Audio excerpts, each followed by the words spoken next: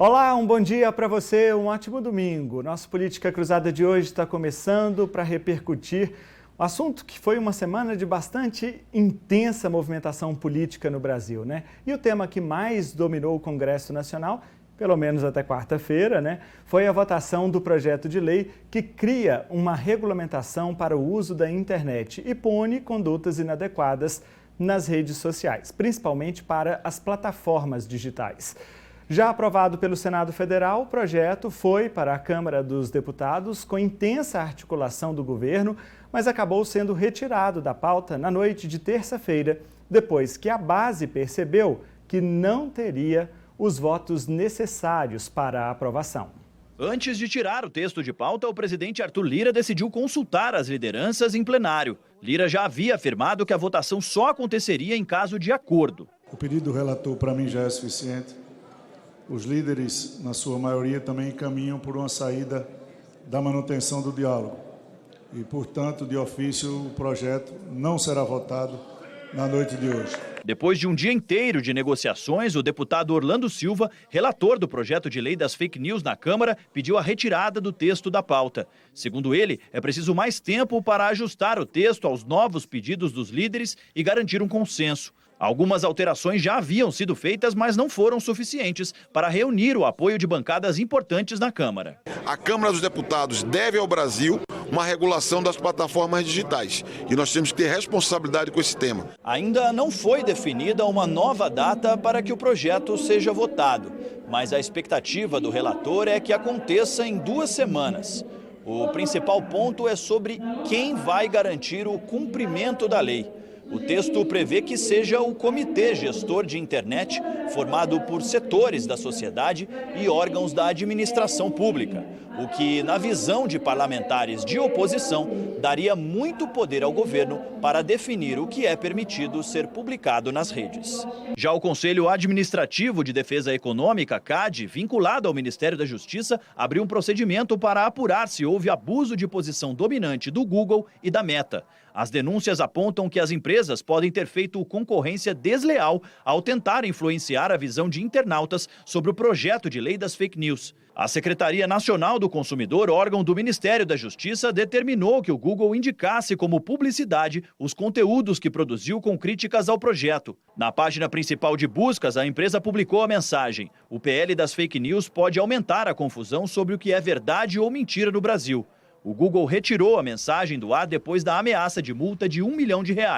Nosso objetivo é proteger os consumidores e combater a censura privada de monopólios que querem impedir o parlamento brasileiro de decidir livremente sobre uma matéria. O Ministério Público Federal também solicitou explicações no prazo de 10 dias sobre o suposto impulsionamento de conteúdo contrário à proposta.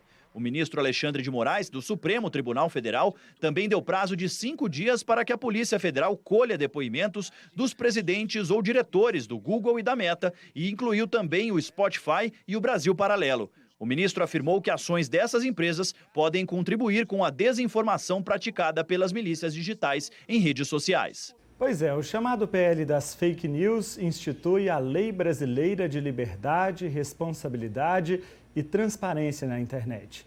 Na prática, ela cria novas regras de moderação do conteúdo por parte das plataformas digitais que poderão ser punidas com multas milionárias se não agirem. Na Câmara, um dos pontos mais polêmicos levantados pelos deputados é entender quem vai fiscalizar a lei. A oposição teme que, se ficar na mão do governo, a medida pode ser caracterizada como censura. As articulações para a construção do texto final contaram com a ajuda do presidente da Câmara, Arthur Lira. A principal mudança no texto que vinha sendo debatido pelos deputados foi exatamente a retirada do ponto que causava mais divergência: a criação de um órgão autônomo para fiscalizar a lei. A disputa era principalmente porque a oposição considerava haver risco de censura, já que caberia ao governo definir a composição da entidade reguladora. Agora, o texto determina que o Comitê Gestor de Internet acompanhe a aplicação da lei. É uma instituição que já existe no país. O comitê é formado por diversos setores da sociedade, além de órgãos da administração pública, como a Agência Nacional de Telecomunicações, a Anatel, e o Ministério das Comunicações. Hoje ele é responsável por estabelecer diretrizes para o uso da internet no país. É um órgão multissetorial e ninguém tem maioria sozinho, nem o governo.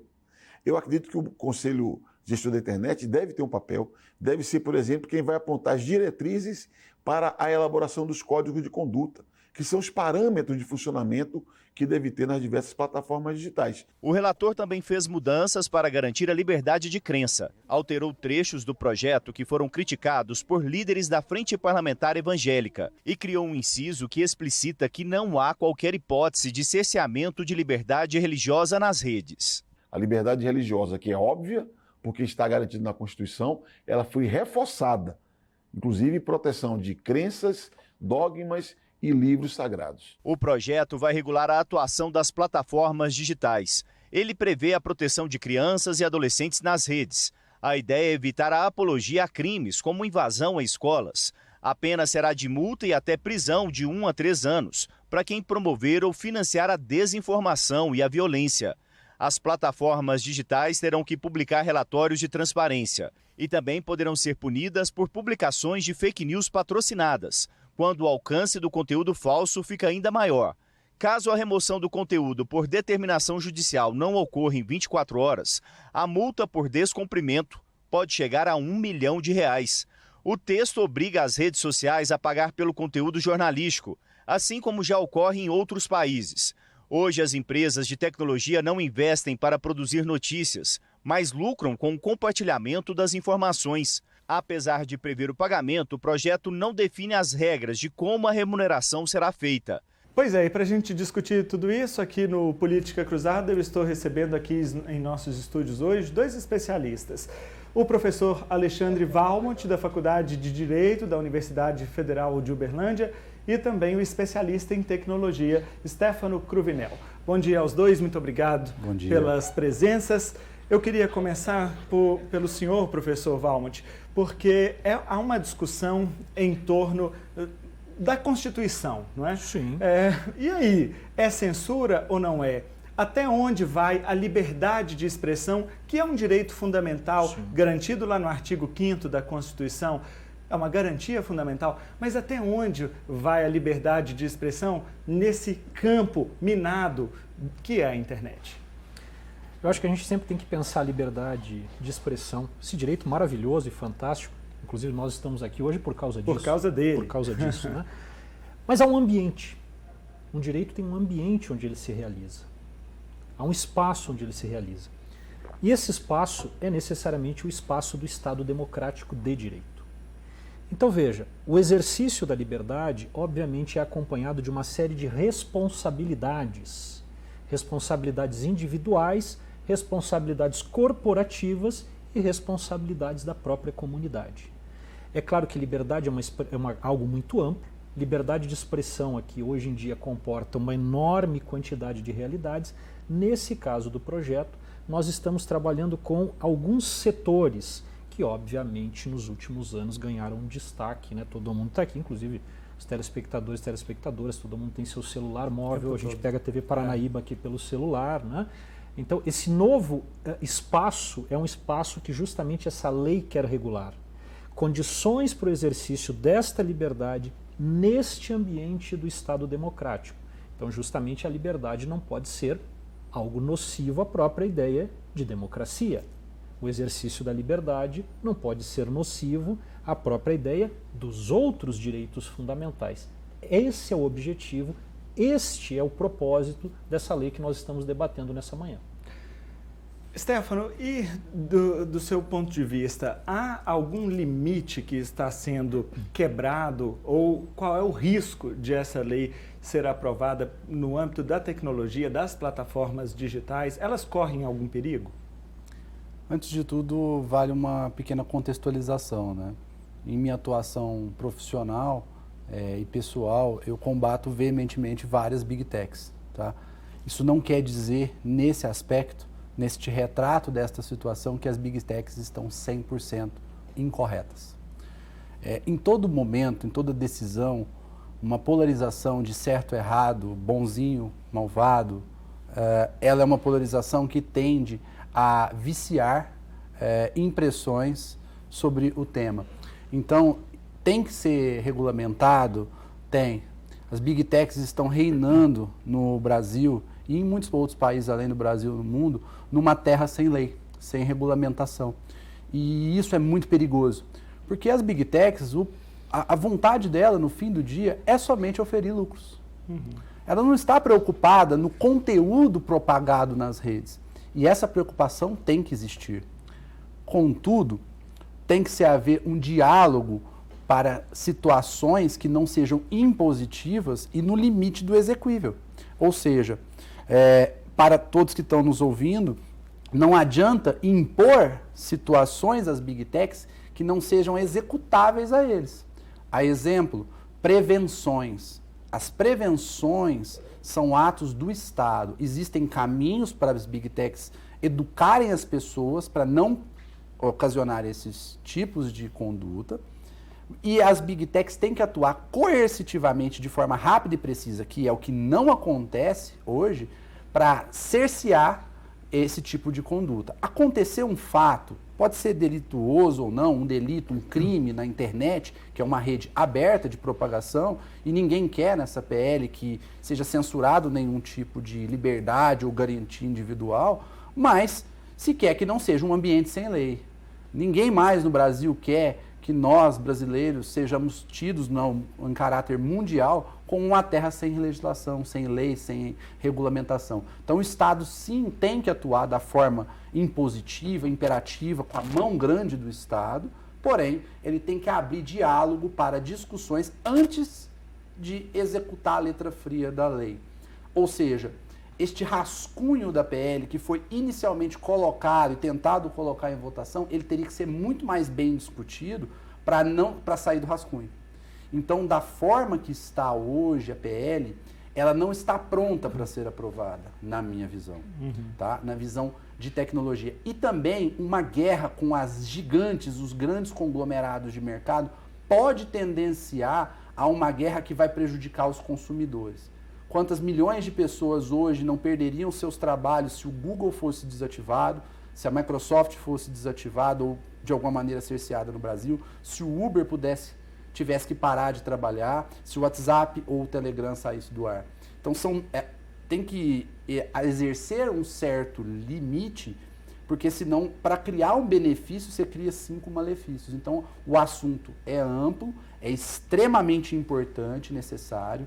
Tecnologia está permeando tudo no mundo, é o caminho futuro e presente hoje, como o professor disse, está na palma da tua mão, está em tudo, está nesse estúdio, está em todo lugar, mas tem que ser feito com muita responsabilidade e técnica.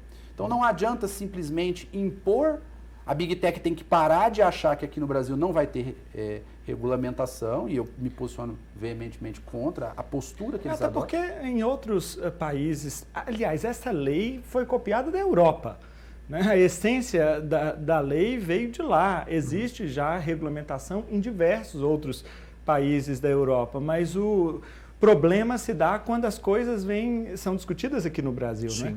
Mas eu queria só pegar um gancho do que você falou para jogar a bola para o professor. O Stefano disse, professor, que a lei, o PL não ainda está maduro, não está suficientemente discutido, preparado para ser votado.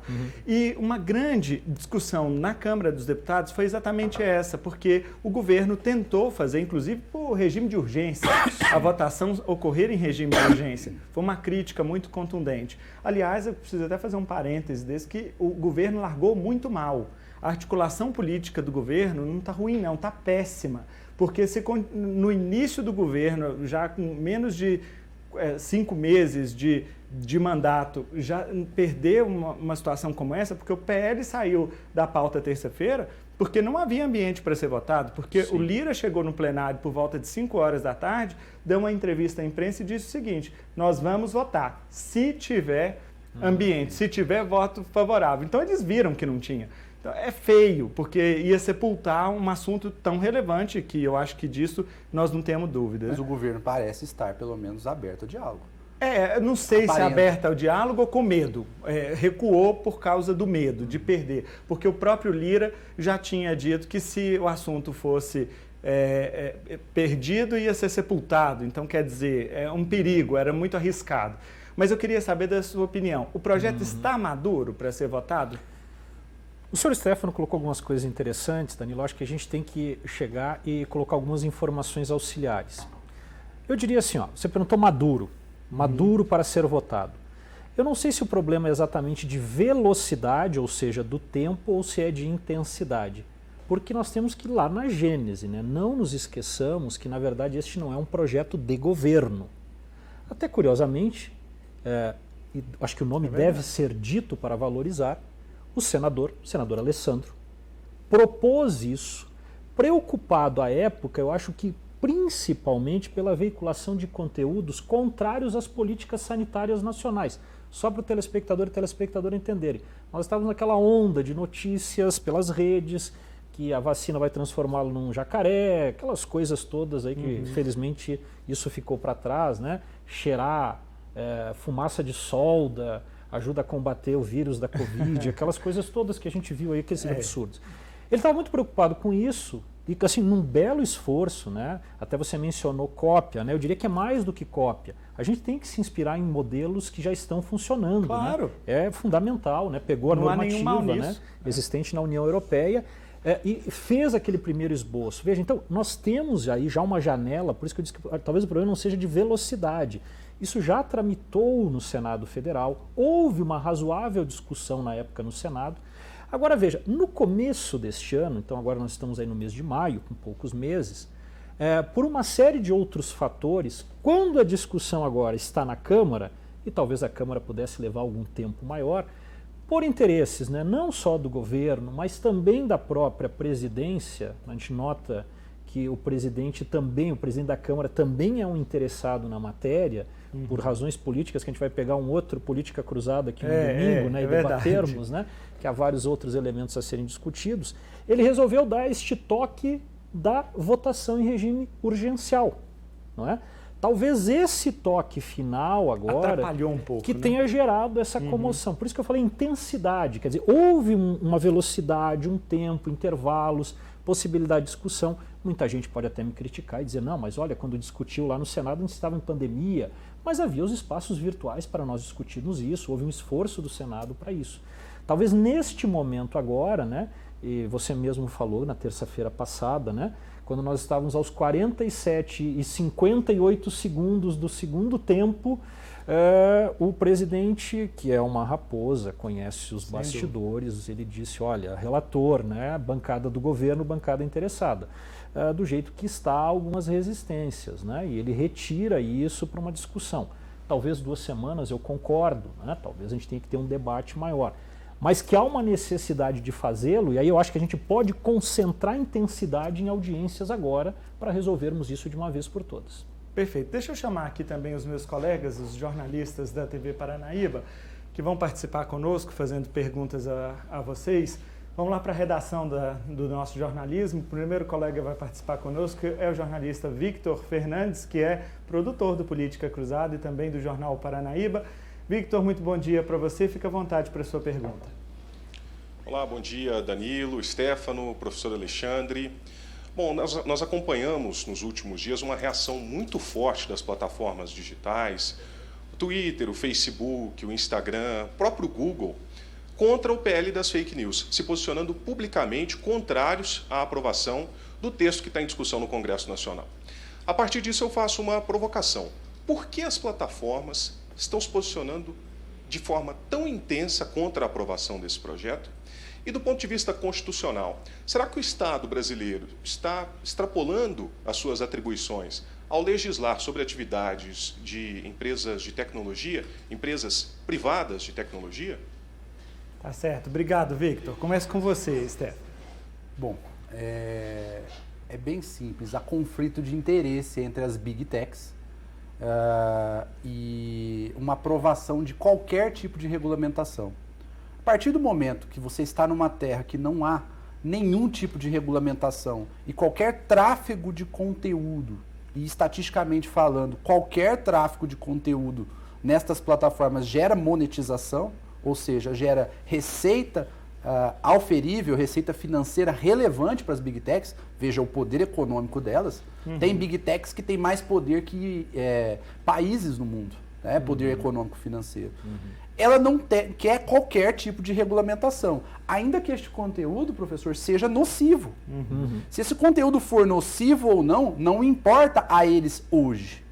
Então, como há conflito de interesses, eles não querem nenhum tipo de regulamentação. E aí entra no campo do que pode ser feito e deve ser feito, que é subjetivo, que tem que ser colocado em discussão, e que o governo, ao ver também uma defesa muito forte das Big Techs e uma propaganda contra algo que é positivo para o Estado, porque o Estado, invadindo um pouquinho o ato constitucional, é dever do Estado fazer isso, não é obrigação do Estado fazer isso. Ele estaria sendo inerte, ele estaria sendo ineficaz se ele não fizesse o que ele está fazendo. Agora, quando o governo viu, de alguma maneira, a altíssima resistência, vamos chamar assim, das Big Techs, o governo deu um passo à frente e começou a mostrar também a mão forte do Estado para falar, opa, aqui não funciona assim. E aí ele apertou demais o cinto e aí a Big Tech falou, então aqui você não entra. E aí vamos entrar num conflito de Estado, que tem mais força e mais relevância, mas as gigantes de mercado também têm, e tem o poder de movimentar o mercado, positiva ou negativamente. Quem vai sair prejudicado, na minha visão disso tudo, no fim do dia somos nós. Que vamos ficar sem plataforma, sem emprego, sem renda, se essa briga continuar. Então, o diálogo, na minha visão, é o melhor caminho para não sairmos todos prejudicados nessa situação. Sobre o finalzinho lá do Vitor. Eu só gostaria de pontuar algumas coisas, tá? Primeiro, acho que é necessário nós colocarmos a coisa dentro do círculo de discussão. Então, nós estamos falando de Big Techs e informação. Né? Porque a expressão Big Tech a gente pode chegar e caminhar por vários quadrantes. É informação, tá? E, obviamente, nós estamos tratando aqui de uma coisa que a Constituição tem que fazer, o Estado tem que fazer, que é justamente... Nós não regulamos só o poder político, nós regulamos também o poder econômico. O senhor Stefano falou várias vezes deste poder econômico. E é interessante, tá, rapidamente aqui, porque às vezes a história nos ensina algumas coisas muito importantes para a discussão presente, né? Então nós temos ainda uma visão romântica, né? Aqueles jovens rapazes numa garagem lá no Vale do Silício, que com alguns trocados e alguns dólares desenvolvem, né, tecnologias avançadas. Não. Hoje, na verdade, como o senhor Stefano falou, nós temos corporações que movimentam 3 vezes o produto interno bruto do Uruguai, por exemplo. Né? Quando eu digo história, é porque, meus caros, vamos pegar as ferrovias. Ferrovia lá na virada do século XVIII e XIX era uma invenção que alguns empresários faziam alguns trechos de 20 ou 30 quilômetros. As ferrovias foram ganhando dimensão e, curiosamente, as primeiras grandes leis de regulamentação do poder econômico foram em cima das ferrovias, porque lá na metade do século XIX, na verdade, elas já estavam na mão de 3 ou 4 grandes empresários e os seus consumidores, aquele agricultor que tinha que despachar sua colheita de milho e tal, estavam, né, totalmente dependentes desses grandes grupos econômicos. Se a gente olhar a aviação, né, Santos Dumont sozinho, lá na garagem da sua casa, monta o 14 bis. Né? Então a aviação vai ser algo de alguns poucos visionários. Não, hoje nós temos aí, na verdade, alguns alguns grupos, né, de produtores de aeronaves, as companhias de navegação aérea também são grupos que nós temos que regular isso. O consumidor, o usuário, eu, vocês aqui, nós ficamos nas mãos disso. Hoje, a realidade do uso desse espaço é essa. Eu até vou ser generoso, porque eu acho assim, ó, eu tenho certeza que no fundo, nenhuma dessas empresas tem interesse em divulgação de coisas como você toma uma vacina, você vai virar jacaré. Mas é que vem o atrativo da circulação e da monetização, como você falou, que é o interesse na circulação ali.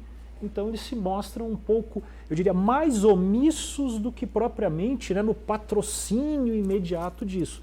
Bom, beleza, mas isso não é uma desculpa. Ele deve chegar e afastar esses conteúdos que sabidamente são informações que prejudicam a sociedade, que prejudicam o entendimento da vida, que inclusive podem gerar carga de preconceito, podem gerar ações contrárias às políticas de saúde, que são bem comum. Mortes, não é? Nós temos aí, inclusive, algumas. Isso é verdade. Não nos iludamos. há sim o patrocínio, o fortalecimento de comportamentos nocivos, contrários à sociabilidade. A gente viu inclusive relatos, né, de plataformas que dizem como eu posso tirar a minha própria vida. É esse tipo de coisa que nós temos que fazer. Inclusive é interessante, né, para quem olhar o projeto que está aí, inclusive a própria visualização do projeto já foi a grande polêmica da semana, né, porque houve a acusação, está em apuração, né, de que teriam sido criadas dificuldades, né, no acesso ao projeto na sua íntegra, né? As plataformas teriam feito um filtro de algoritmo para evitar, não é, que as pessoas tivessem acesso. Já foi discussão, quer dizer, o próprio projeto já foi objeto de polêmica. É o né? texto do projeto. O texto do projeto. Reforça, na minha visão, a necessidade dele próprio. Claro, né? Mas então assim, é a regulação do poder econômico, meu caro Vitor. Eu acho que é indispensável. Veja, quando nós estamos falando aqui proteção de conteúdos de informação, eu acho que é necessário botar no devido quadrante. Não está aqui, não vai ficar um sensor 24 horas. Isso vai ser reativo, porque a própria lei prevê, por exemplo, e até acho interessante que vai criar um outro mercado, que é, por exemplo, a presença da auditoria externa.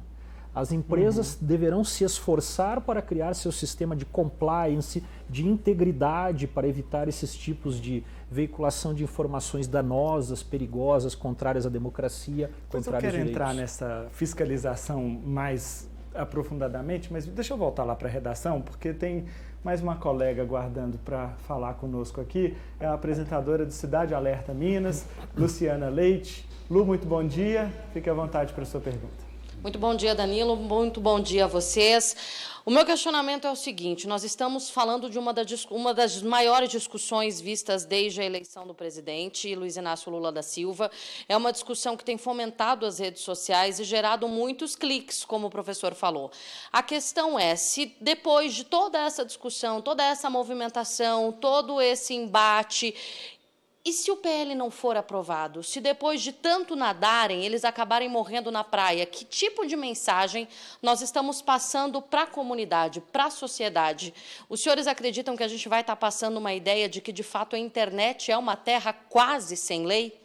Perfeito. Muito obrigado, Lu. É bem polêmica essa situação, porque realmente, e se não for aprovado? E aí, Stefano?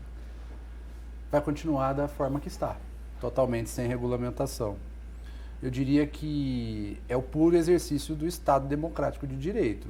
Aprovação ou não, uma consequência da qualidade da redação, dos exercícios e esforços políticos que aqueles que lá estão vão endereçar, e também o benefício de fato para a sociedade. O que ocorre dessa PL é que existem muitos conflitos de interesse. Imunidade parlamentar é um conflito de interesse. As entidades de veiculação midiática também têm um interesse porque tem um proveito econômico. As big techs têm uma perda de poder econômico. O governo tem interesses políticos na PL. E no fim do dia, nós que estamos do outro lado, precisamos da internet, precisamos das plataformas, mas não queremos que os nossos filhos vejam conteúdos nocivos e que a plataforma fique inerte monetizando em cima de algo que pode ser nocivo à vida das nossas crianças. Isso é uma preocupação muito séria. O e se é muito perigoso. Então, e se a PL não for aprovada? Exercemos o direito democrático e temos que retomar esse assunto em dado momento com maior competência, tanto de quem fez o projeto de lei, quanto com o governo, com o diálogo, e também uma disposição das big techs de entender que é necessário isso, porque senão, de alguma maneira, o Estado vai ter que mostrar que não estamos numa terra sem lei e começar a punibilizar as big techs pelas condutas não reativas ou demoradas que elas têm para tirar do ar esses conteúdos. Eu diria que a parte mais fácil de aprovação da PL são as condutas que se reagem imediatamente e coercitivamente com os conteúdos. O que é mais complexo e mais discutível são os atos preventivos com aquilo, que aí cabe muita discussão. Então daria para fazer um FERC, que a gente chama em tecnologia, que é uma divisão dos textos e das narrativas para ficar mais fácil de ser aprovada. Já que não dá para aprovar o todo requer um monte de estudos, regras, como é que vai ser essa Câmara, quem vai estar presente, né? Porque um lado também polarizado cita que isso pode dar poder para este governo. Mas se esse governo não continuar no próximo, vai dar poder para o próximo. Eu, como cidadão, eu não quero nenhum outro. Nem outro. Eu não quero nem o atual, nem o futuro, nem o próximo com poder de censurar qualquer tipo de coisa, porque senão nós estamos entrando em outra liberdade. É uma política de Estado, precisa ser de Estado. Né? Precisa ter, mas precisa ser responsável. A forma mas assim, eu queria ainda aproveitar dentro disso, professor, e da pergunta da Luciana. E se não for aprovado, o que a gente tem hoje? O que está vigente no país? Qual é o limite que a nossa Constituição já prevê? O Marco Civil também que está em vigor. E aí, se não for aprovado, o que a gente tem hoje para nos proteger? Primeiro, tá? Cara, Luciana, acho que é uma pergunta interessantíssima. Eu não acredito nem no 8 nem no 80. Eu acho que não vai ter uma rejeição total, porque senão, veja bem, né? O presidente Lira, eu falei que é uma raposa velha. Talvez ele tenha exagerado no regime urgencial, mas eu não acredito que ele colocaria em votação uma partida dessas em que a bola vai furar no meio do caminho. Para perder, né? Não vai. Então, não aprovação eu considero uma hipótese remota. Aprovar integralmente, como está neste momento com o relator, o deputado Orlando, que inclusive fez um baita de um trabalho, madrugada, virou noite aí para conseguir. É o problema da urgência, né? É o problema da urgência. É o problema da urgência. Eu acredito que nós chegaremos a um documento construído com alguns consensos, né? Por exemplo, a bancada evangélica, né? Já houve sinalizações, já houve alguma coisa. E assim outros tantos. Agora veja. A própria Câmara Fiscalizadora também já teve uma flexibilização. Mas vamos imaginar que nós tenhamos uma tramitação demorada. Quer dizer, vocês usaram até uma expressão muito interessante, uma terra sem lei. Eu também não acredito nesse extremo, porque inclusive a bela matéria de abertura que vocês colocaram aqui já fala, por exemplo, que o nosso Conselho Administrativo de Defesa Econômica, olhando, obviamente, né, pela lei específica da regulação, da concorrência e do abuso do poder econômico, já chamou as plataformas para uma conversa para ver se não há abusividade do poder econômico. Um consumidor lesado, de uma maneira ou de outra, ainda pode se dirigir ao seu PROCON, ou mesmo todo cidadão interessado pode promover ação. Agora, é claro, né, você mesmo mencionou, é interessante, você mencionou, por exemplo, nós temos algumas normas que, inclusive, o projeto aqui faz a ligação. Diz, olha, para aplicar, se isso aqui virar lei, você tem que olhar a LGPD, você tem que olhar o Marco Civil da Internet, você tem que olhar a Lei de Proteção à Concorrência, você tem que olhar o Código de Defesa do Consumidor, você tem que olhar a Legislação de Proteção à Criança e ao Adolescente. Ou seja, essa lei, ela é uma grande integradora que traz especificidade para a proteção de algo já existente. Então, assim, eu não sei se a expressão sem lei não seria um pouco exagerada, ou seja, nós já temos algo no sistema jurídico. É óbvio que a especificidade, a tipicidade de um documento específico traz uma maior ordenação, né? Inclusive tem alguns desafios, né? Porque consta lá no Marco Civil da Internet aquele problema da própria responsabilização, que acaba, né, tirando... plataformas que joga toda a responsabilidade para o usuário. Para o usuário. Um eventual cometimento de crime, o usuário é 100% responsável. O tempo para resolver o problema, né? Isso é um tema perigoso. Sim, porque deve-se responsabilizar individualmente na medida da conduta aquele usuário? Sim. Porém, deve-se individualizar a conduta. E se a plataforma... Vou citar um exemplo já. E se a plataforma ficar 3 dias propagando um conteúdo sobre neonazismo, como aconteceu? E aí? Será que a conduta é 100% do usuário que está propagando? Ou a plataforma, ela de alguma maneira, ela foi partícipe desse ato criminoso? Ela concorreu para aquilo continuar acontecendo? Ela não quis, mas ela ficou inerte e deixou continuar acontecendo? Será que ela não tem que ter uma punibilidade eficaz? Eficaz não é em milhares, tá? Para a Big Tech, é em milhões. Porque a monetização é na casa de bilhões e bilhões e bilhões de dólares, não é nem de reais. Então, essa discussão jurídica, e aí você vai ver lá, todas as pessoas, todo mundo aqui já contratou, às vezes, um banco de dados, né? Uma nuvem para colocar suas informações. Quase todas as pessoas têm, de alguma maneira, isso. Veja, um dia um cliente chegou no escritório nosso, de perícia, e me solicitou o seguinte: quero processar a Microsoft, eu preciso de provas. A Microsoft estava alegando que ele não fez uma dupla autenticidade, né? Dupla autenticidade é um fator. De segurança. Segurança. Jogando toda a responsabilidade. Então, qual era o consumo dele? Ele gastava R$ 1.500 com a Microsoft, uma empresa. De um dia para a noite, o negócio dele foi para R$300 mil. Então, veja, de 1.500 para R$300 mil. A Microsoft ficou inerte durante 48 horas e deixou ele gastar. Houve uma invasão de um hacker no banco de dados dele. A Microsoft falou que a culpa era do cliente, porque ele não fez autenticação em 2 fatores. Ora, vamos questionar. Se é tão importante essa autenticação ao ponto de evitar um hacker ou invadir, por que não é obrigatório? Olha a parte de responsabilidade civil da Big Tech. Segunda parte do problema, 48 horas gerando receita para Big Tech e o coitado do empresário que gastava 1.500, ela não atuou para parar, deu R$3 mil, gastou o dobro, já trava, porque tem alguma coisa errada, é uma coisa meio óbvia. O próprio algoritmo poderia fazer isso, mas não. Com o interesse econômico financeiro, eles deixam correr 48 horas, aí eles desligam e mandam um boleto para o cliente de R$300 mil. Aí não dá. Até para usar porque a gente fala às vezes, tem uma tecnologia fobia ainda na sociedade. Mas, Danilo, tem um exemplo bem simples, as pessoas vão entender isso que o senhor Stefano mencionou. Infelizmente, hoje em dia tem uma praga que todo mundo conhece, sequestro fake. O sujeito pega, se passa pelo Danilo, liga para a mãe do Danilo dizendo assim: oi mãe, tudo bem? Deposita 3 mil aqui que meu saldo hoje não está correspondendo. E aí ele ainda passa lá um Pix ou uma conta para depósito. Beleza. Obviamente ele é o criminoso. Ele cometeu o ilícito.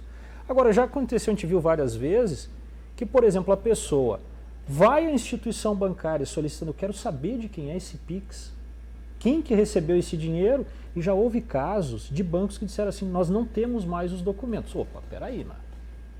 Peraí. Eu não posso imaginar que um banco não tenha um mínimo de controle dos dados dessa pessoa que recebeu. Então, uma plataforma não pode dizer assim: olha, eu não sei o que esse usuário fez aí, não sei, eu simplesmente servi como meio aqui. Não é isso, não pode circular dessa maneira. O banco não pode dizer: olha, eu não sei para quem que vocês depositaram porque eu perdi os documentos. Quer dizer, de repente eu tenho um narcotraficante, de repente eu tenho um criminoso serial, e simplesmente a instituição bancária que recebeu o dinheiro, transacionou com esse dinheiro, não vai me dizer nada. Então há um limite que ela deve arcar com as responsabilidades, inclusive pelas vantagens econômicas que ofere com isso. Deixa eu chamar aqui o meu colega Alexandre Leal, apresentador do Jornal Paranaíba, também tem pergunta para fazer para a gente. Alexandre, muito bom dia, fique à vontade. Bom dia a todos. Primeiro, agradecer a oportunidade de participar desta discussão. Essa confusão toda em torno do PL provou 2 coisas. Provou uma coisa, né, que é necessário mesmo fazer vamos dizer assim, tentação. Esse controle, né, das plataformas, por 2 motivos. Primeiro, que o número de fake news que se espalharam em torno do PL foi imenso. Depois, a ação das próprias plataformas, que suspeita-se se utilizaram de vários mecanismos só para defender o lado delas, inclusive com ameaças de pessoas que utilizam a plataforma, dizendo: olha, você vai ganhar menos se esse PL for aprovado. Então, a necessidade já está posta, né? É claro que nenhuma empresa gosta de ser regulada, ninguém vai ser regulada sorrindo, mas a importância está posta. O texto não foi à votação, ninguém sabe quando irá, o que será modificado, mas independente da lei que seja aprovada, a minha pergunta é: o que a sociedade ela deve fazer para educar, né, a sua população para rejeitar as fake news? Porque, independente da lei, uma sociedade que se baseia em mentira, ela está colocando em xeque a própria civilidade e a própria democracia. Então, minha pergunta é essa: como educar a sociedade para rejeitar as fake news? Tá certo, muito obrigado, Alexandre. Vai, Stefano. Eu acho que a melhor pessoa para responder sobre educação... A sociedade está viciada? Felizmente, eu já participei várias vezes desse programa aqui do Política Cruzada. Eu me sinto muito honrado, inclusive. E não sei se você lembra, Danilo, quando a gente estava discutindo lá o processo eleitoral, entrou essa pergunta. E agora cheio de fake news e tal. Eu tenho um pouco de medo também do uso indiscriminado da expressão fake news, não é? Então veja, eu acho que nós temos que delimitar e imaginar realmente um conteúdo pernicioso, agressivo, que realmente seja vulnerador de direitos que são direitos de todas as pessoas, o respeito à sua integridade, à sua honra, o respeito aos valores comunitários como segurança, paz, né, preservação da vida. É porque muitas vezes, né, a fake news, na verdade, vai circular numa zona que é dificílima, é casuística, nós temos casos e casos, né? Inclusive vocês, jornalistas, acabam trabalhando muito melhor do que nós com isso. Vocês têm uma experiência e uma ética profissional, né? Afinal de contas, qual é a densidade e o conteúdo dessa informação que eu estou publicando, né? Há um limite, uma dificuldade, né? Porque tudo as pessoas usam a expressão fake news hoje, não é? A gente chegaria, inclusive, numa zona de dificuldade, inclusive, da própria expansão criativa. Afinal de contas, né, vamos pensar na política. Eu não conheço nenhum candidato a presidente, governador e prefeito que vai chegar aqui e não vai dizer eu vou fazer disso uma cidade melhor, eu vou fazer desse um estado melhor, eu vou fazer desse um país melhor, né? Eu gerarei emprego e assim por diante, e nem sempre essas coisas se realizam. Isso não tem um caráter de nocividade, não tem um caráter de agressão. Então a gente tem que estabelecer uma linha bem clara, né, do que se entende por fake news, não é? Perfeito. E, na verdade, fake news é um nome moderno para uma coisa que sempre acompanhou a sociedade, que é a divulgação de conteúdos. Algumas pessoas divulgam conteúdos nocivos, conteúdos agressivos e assim por diante, né? Falsos, né? Falsos, né? Informações Falsos, né? E vamos lá, né, Danilo? Quantas vezes já houve algumas até barrigadas aí na imprensa, a gente sabe, né? A pessoa publicou informação, depois viu que não era bem aquilo e tudo mais. Então a gente vai ter que ter um cuidado com relação a isso. Obviamente a lei vai apresentar alguns comandos gerais, mas não há como fugir disso. Uma necessária casuística e apreciação de todos os casos. Porque vamos lá, né? Por exemplo, se a gente for levar isso a um extremo, e inclusive o relator, né, se preocupou em proteger isso, simplesmente uma pessoa vai dizer assim, olha, eu não acredito em nada disso que está no texto bíblico, porque ali fala, por exemplo, da existência de anjos e não sei o que mais, isso não existe. E aí você diria, então, não pode mais divulgar esse tipo de informação, que seria um absurdo, porque isso faz parte da própria imaginação, da criação cultural e assim por diante. Agora, eu não posso pegar o conteúdo religioso e dizer assim, olha, a minha religião determina que eu segregue e ofenda pessoas de uma determinada etnia, de uma determinada ascendência. Isso é vulnerador de alguns preceitos básicos de vivência na comunidade. Stefano, e a gente comentou aqui rapidamente sobre esse comitê, né? Quem que vai ser o órgão regulador que vai fiscalizar o trabalho das Big Techs? Eu acho que esse foi o ponto mais discutido nos últimos dias lá na Câmara dos Deputados. A oposição muito preocupada em dar autonomia demais para o governo e tudo mais, mas agora chegou-se, a princípio, até então, o consenso era: vamos para o comitê que já existe no Ministério das Comunicações, que tem participação da Anatel, que é a agência reguladora das telecomunicações, e outros órgãos da entidade civil, da sociedade civil e tudo mais. Mas mesmo assim, ao que parece, a oposição não está satisfeita. Esse órgão, pelo que você sabe, seria adequado, suficiente para fazer a regulação? Porque você mesmo colocou algumas preocupações aí, por exemplo, sobre o que o PL fala sobre prevenção. Mas essa prevenção ficou para ser decidido depois lá no comitê. Cabe ao comitê, caberá ao comitê o que de fato está errado, né, do ponto de vista prático. Então é muito delicado. O que você avalia sobre isso? Só respondendo teu colega antes, o caráter educacional tem que começar pela própria Big Tech. E o segundo caráter educacional é a responsabilidade do Estado em fazer isso. Mas, por exemplo, quando você vê uma propaganda, uma famosa fake news, como é que você identifica que aquilo é um conteúdo jornalístico, que tem uma redação por trás, que passou por um critério, ou aquilo é um conteúdo publicitário? Não tem como identificar na internet hoje o que é ou o que não é. E isso é um dos pontos positivos da legislação. Para não ficar o tempo todo batendo nas irresponsabilidades das Big Techs, esse campo do comitê que vai regulamentar, gera muita insegurança. Por quê? Porque não se tem a regra posta. Quando não se tem regra, se gera insegurança. Então, quem serão as pessoas? Vou fazer alguns questionamentos provocativos. Práticos, né? Práticos. Quem serão as pessoas? Se for a exemplo de uma agência igual à Anatel o presidente da Anatel é uma escolha política ou uma escolha técnica? Provocação. Segunda provocação, quem estará nesse comitê? Serão pessoas técnicas, qual será o peso de cada um? Porque uma coisa é estar lá, outra coisa é ter o peso da votação. Qual será o quórum de votação em um tema complexo? Vamos fazer uma analogia. Uma empresa, uma grande corporação, segue um regimento das leis das SA, das Sociedades Anônimas. Cada tipo de tema tem um quórum, um tamanho de votação e um tipo de votação para se determinar um tema. Então, por exemplo, se nós vamos escolher se essa xícara, esta xícara serão 3 xícaras ou serão só 2, quem que vai escolher e deliberar isso? É o presidente da corporação de vocês? É o diretor? É uma votação aberta por maioria simples? É uma votação que o voto de Minerva o presidente escolhe? Qual seria o método de trabalho? Não sabemos nessa Câmara. E isso que gera insegurança e proporciona outras fake news, citando que isso vai ser utilizado, que já também é um preconceito, como uma forma de censura.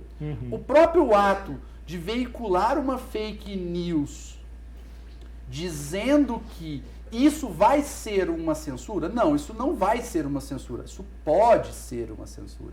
Então, se vai haver essa regulamentação, como o professor disse, e os especialistas acreditam que haverá, e se haverá esse comitê, tem que ser muito bem escolhido. Estruturado. Né? Estruturado, para não gerar essa insegurança que está gerando nos partidos, nos lados, nas lateralizações e em todos que estão ouvindo sobre isso. E estão vendo fake news dizerem que isso quem está a favor da PL é bandido e quem está contra é mocinho. Não é isso. Não é isso. E uma coisa, exato, isso é muito uma coisa importante, que eu vou pegar aqui um pouquinho do que você disse e do que você disse. A empresa de comunicação, a mídia tradicional, ela é punida ou ao menos processada em razão de um erro. Ele usou a expressão barrigada. É uma expressão de quando o jornalista dá uma informação errada, ele erra. Essa barrigada aí nos custa muito, porque errou hoje, o processo chega amanhã. E as Big Techs? Elas respondem. Essa é uma outra coisa. E um trabalho pesado, você disse aí. Como identificar se passou por uma apuração ou não? Essa apuração é detalhada.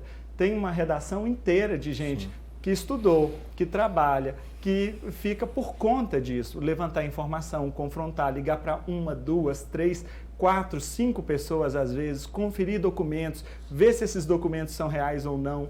Isso tudo é um trabalho do jornalista e que custa também, não é?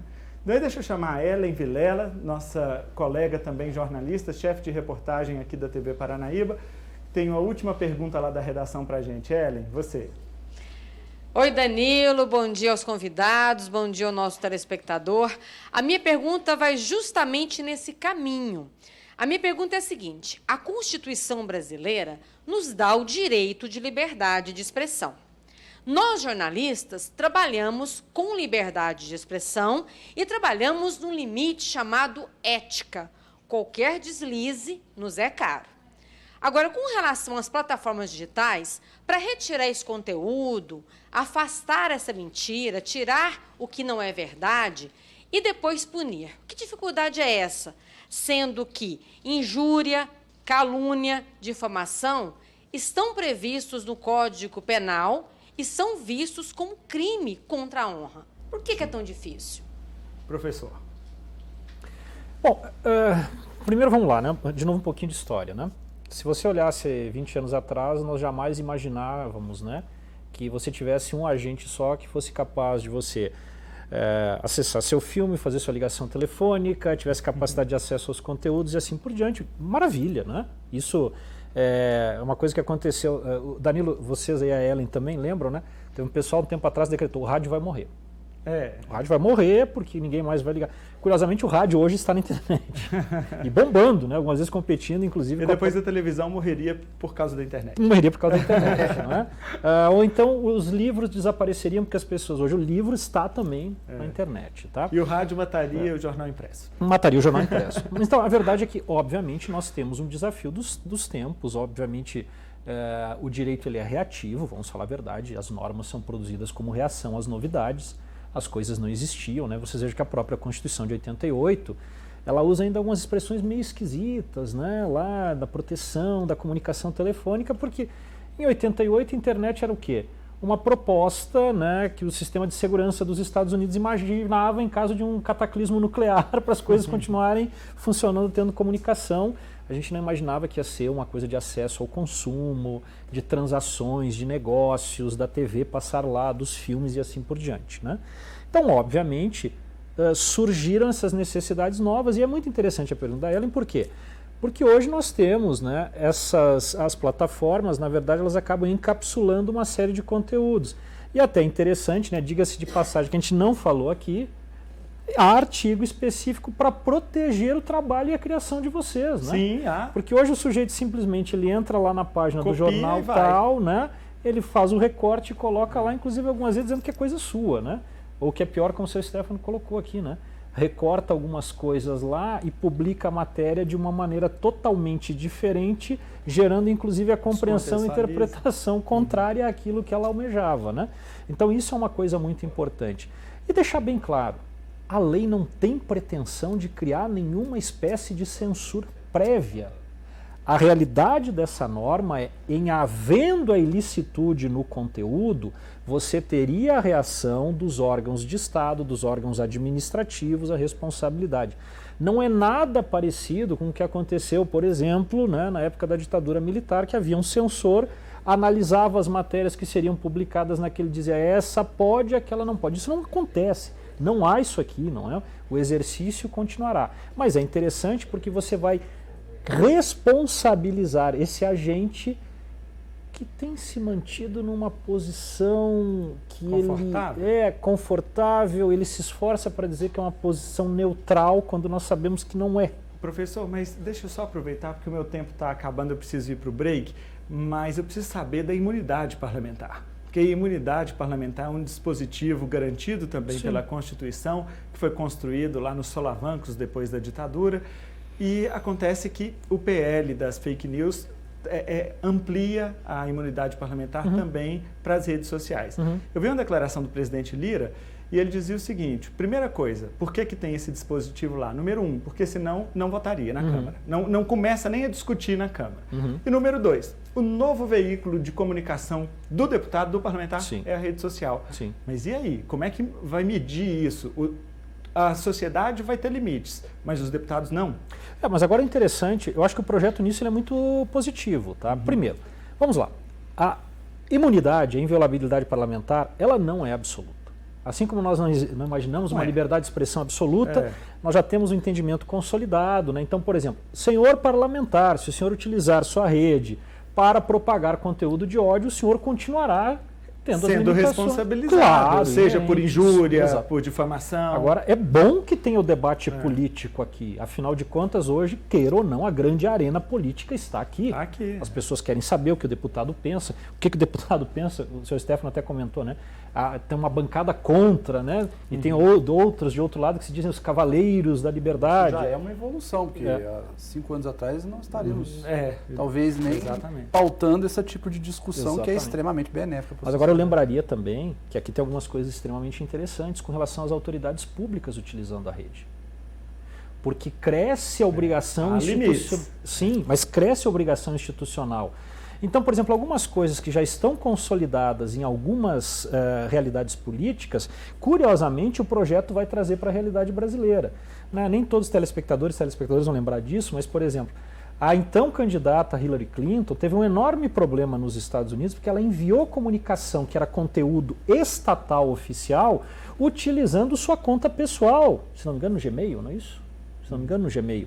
Ela é obrigada a dizer a todos, então, que aquele e-mail é um e-mail institucional. Ou seja, as comunicações agora ela vai cresce a responsabilidade institucional e de comunicação de uma autoridade pública. Isso é muito importante. E da forma como que essa autoridade se porta também. Exatamente. Né? Professor, deixa eu ir para um rápido intervalo comercial. Política Cruzada volta já já.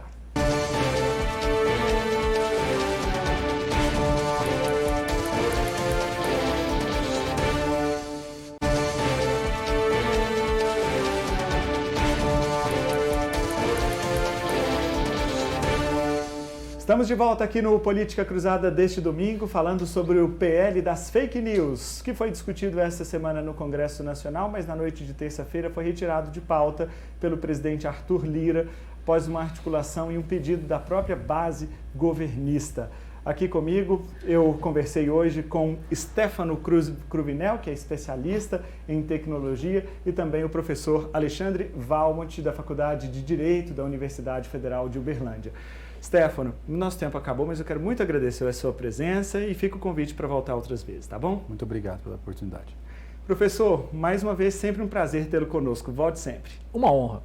Sempre é uma honra. Muito obrigado. E a você de casa também, o meu muito obrigado pela companhia aqui neste domingo. Eu lembro a você que a íntegra deste programa já está disponível no Paranaíba Play. Olha aí, a gente falou tanto da internet, não é? Então você pode entrar aí no Paranaíba Play, baixar de graça na loja do seu celular e acompanhar a íntegra deste programa, tá bom? Um bom domingo para você, uma boa semana e até semana que vem.